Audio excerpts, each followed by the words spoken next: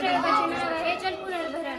पावसाचे पाणी साठवणे म्हणजे पुनर्वापरासाठी पावसाचे पाणी जमा करणे. पावसाचे पाणी घराच्या इमारत छतावरील एका मोठ्या खड्ड्यातील पाणी साठवणे. ते पाणी विहिरीमध्ये सोडणे.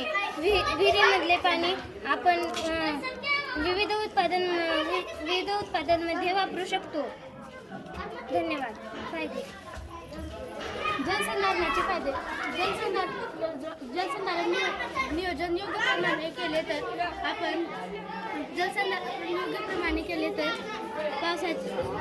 पाण्याची पातळी वाढवू शकतो.